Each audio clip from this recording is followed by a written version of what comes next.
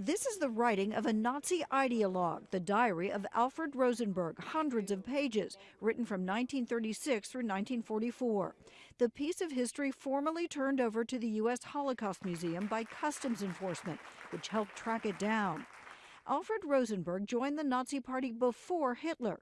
He was the man who laid out the party's racial philosophy, the Aryan race at the top, Jews at the bottom. Rosenberg had a very rigid understanding of the world. He thought that he had figured it out immediately after the end of World War I, and he stuck to this belief right through the end. The belief, according to Matthias, was that Jews were Germany's most deadly enemy. After a conference on what the Nazis called the Jewish question, Rosenberg notes, "I regard the conference as a success. It is, after all, for the first time in European history that 10 European nations were represented at an anti-Jewish conference with the clear program to remove this race from Europe."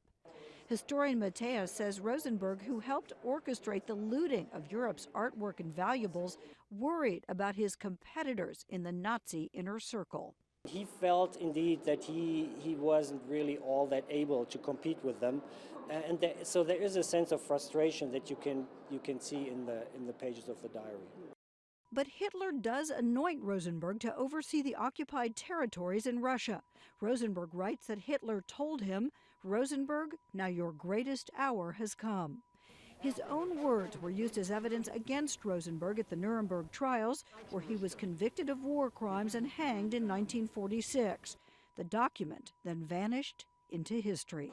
Getting the diary to the Holocaust Museum after it vanished 67 years ago from the Nuremberg trials has been a tale worthy of a spy novel.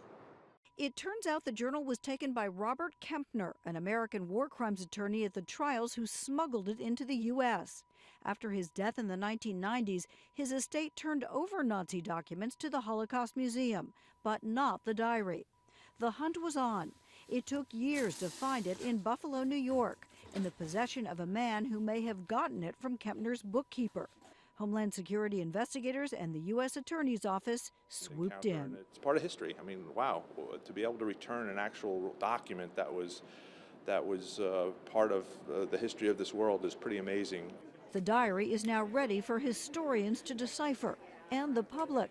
The museum has put all 425 pages online. Lisa Stark, Al Jazeera, Washington.